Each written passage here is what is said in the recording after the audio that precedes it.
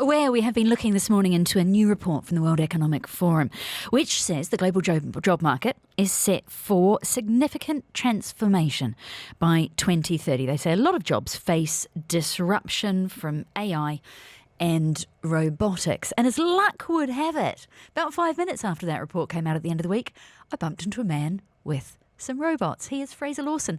He's a managing director and co-founder of Service Robotics, and he is in the studio, Sans Robots. Fraser, the human, good morning. Thank you very much, Brandy. Very nice to see you again. I'm very pleased that you came up and introduced yourself and your robots. Your timing was exceptional. Serendipity, I would say. Tell me what the robots are doing. At the moment, the robots that you saw in Onyx Tower, they are cleaning robots. We have had them running for a couple of months now, and we are basically just calibrating the services that they are actually providing. Right. How many have you got deployed across Dubai? How big is your robot army? We're small at the moment. Our business started in France beginning of last year, and we are basically able to deliver a number of robots. We have delivered a number of robots there, and now building up the numbers of robots here in Dubai.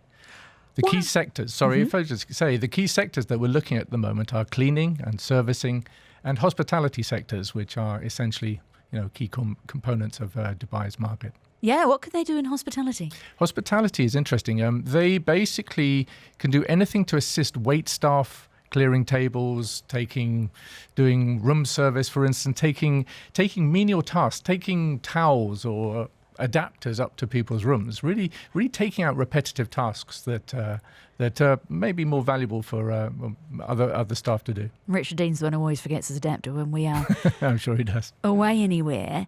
So here's the question. The WEF report is talking about jobs being disrupted and human jobs being replaced. How do you see your robots fitting into that? We see it actually very positive. You see the report, it talks about the creation of some 70 million jobs in the next 10 years or so. Much of that is indeed going to come from AI, and we see ourselves as applying. We're the sort of physical component of AI. So a lot of job training, a lot of reallocation, a reassignment of jobs are going to be part and parcel of this robotic revolution or evolution, as we say. New jobs are going to be created for software developments and robotic managers and the data analysts. And so we take a very positive outlook on what it is that we're actually bringing to the market. Your robots, though, by doing a lot of the hospitality and cleaning jobs, are they going to be displacing blue and light blue collar jobs? How do you see it working? No, we see supplementing. We see it more supplementing. We see the opportunity for those very segments of the market to be retrained, to be fine. We actually have definitive examples whereby some of the staff are actually moving into different areas, and it's very positive.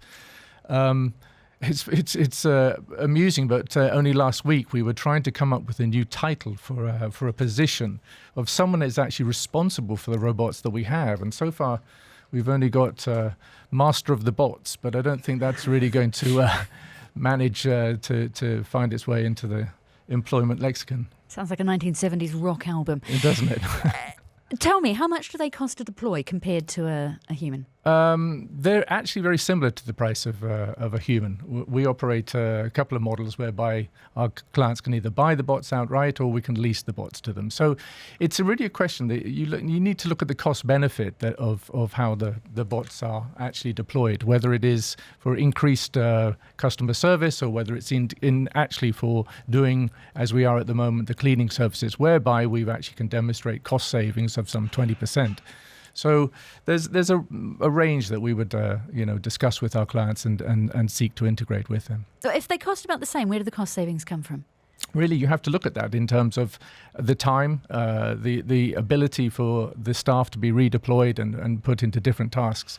And indeed, then you look at the data that's being collected. Now, that's the most important aspect. We're actually now beginning to understand how costs are being applied to many of these seemingly menial services and where savings can be achieved on that.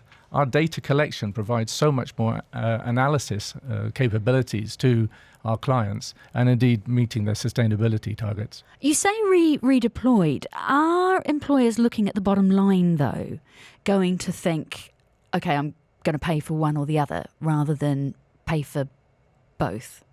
No, I think it's an opportunity for them to consider how they can expand their services to their customers. Certainly, if you look into cleaning, the clients are becoming far more accountable to the very people to whom they're providing service. So they're actually looking at this and saying, well, what else can we provide to those people? Greater transparency, greater performance analytics, so they can understand a great deal more about what it is that it's being delivered to them. So they're not really making decisions. They're deciding to apply both together, in point of fact. So how big can it get? Oh, Fraser. Huge. This market is limitless. Dubai is one of the most exciting places that we could be bringing robots to. I mean, the stated development of the 2030 vision is that there'll be 200,000 bots on the streets and in the market, and we're certainly going to be party to that. Okay, before I let you go, if I wanted to buy a bot off you, how much would it cost me? I'll see you after the show. Fraser Lawson, Managing Director and co-founder of Service Robotics, joining us as we discuss that World Economic Forum report about the future of work. Dubai Eye 103.8. Join the conversation.